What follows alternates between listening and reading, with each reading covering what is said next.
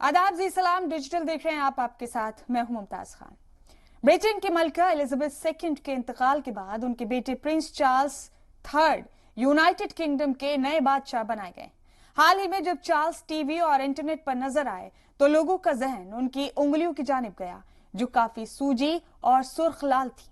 Social media पर कई लोग चार्ल्स की उंगलियों को देखकर उनकी सेहत को लेकर तमाम तरह के कयास लगा रहे हैं।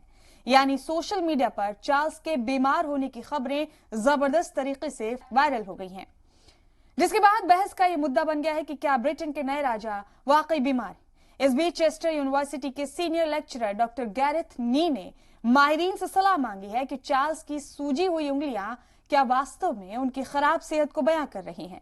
हालांकि उन्होंने ये भी कहा कि कई वजूहात से उंगलियों में सूजन हो सकती है। उन्होंने कहा कि एडिमा यानी सूजन की दिक्कत जिस्म के अंदर किसी अज़ा में लिक्विड के प्रोडक्शन यानी इन्फ्लेमेशन के सबब होता है। दवाओं के साइड इफेक्ट्स के सबब भी ऐसा होता है। कुछ तरह की सूजन अंदरूनी तौर पर या बाहरी तौर पर हो सकती हैं, जो जिल्द और मांसपेशियों को मुतासिर कर सकती हैं। किसी तरह के कीड़े के काटने के सबब भी सूजन या एडिमा की दिक्कत हो सकती है।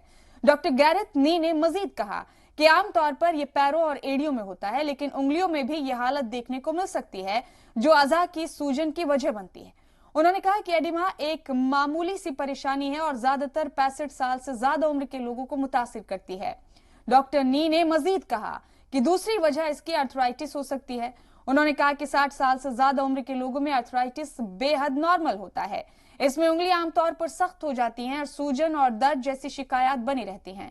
डॉक्टर के मुताबिक दवा लेने से दर्द में तो आराम मिल सकता है, लेकिन सूजन बरकरार रहती है। इसके अलावा ये दवाओं का साइड इफेक्ट भी हो सकता है।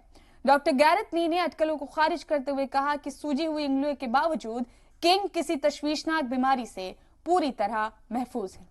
तो ऐसी तमाम अहम खबरों के लिए आप जुड़े रहें जी सलाम डिजिटल के साथ।